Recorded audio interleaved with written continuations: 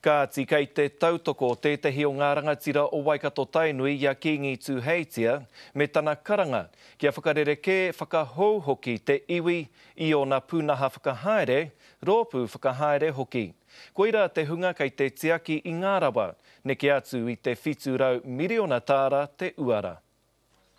Ko ia tētahi uri o tētahi o ngā iwi whairawa o te motu.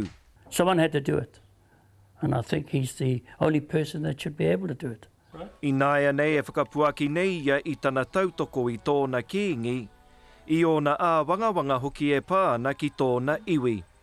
I think there's been dysfunctional behaviour. I think the call he's made is something that we all have to listen to. Hoki atu hoki mai a Waikato Tainui ki te kōti i roto i ngā marama te kaumārua kua taha atu. Whanaunga ki te whanaunga, ko te rangatiratanga me te mana o te iwi ngā take nui.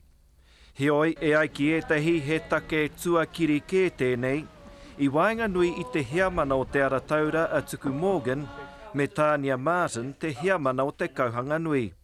I think our commercial army is doing well, so we don't have to worry about that. It's just our house itself needs to get itself in order.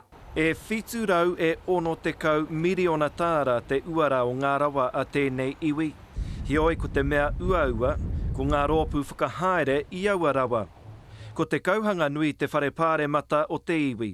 E ruarau ngā māngai no tēnā marae. Ko te arataura, te rūnanga whaiti e whakahaere ana i ngā take o te rā. Ki ētahi ko te raru nui, kei te takahi te wharepāre mata i te mana o te rūnanga. Ko te rūnanga rānei i te wharepāre mata. Nō reira ko te pātai, kei awai te mana. Yeah, I think that there should be a change right through, from the executive through to the kāinga nui. Koirā te take e tautoko ana āia i te karanga a Kingi Tūheitia, kia whakarereke whakahou hoki te iwi i ona ture, pūnaha whakahaere hoki. To look at dysfunctional behaviour of the House. I think that it was a big call that he made, and I fully support the idea of getting changes of the Constitution. Ko te inoi a taitimu maipi kia tere te iwi ki te wānanga, whakatīnana hoki ngā kupu a te kiingi, kei takahia tōna mana me tērā hoki o te iwi.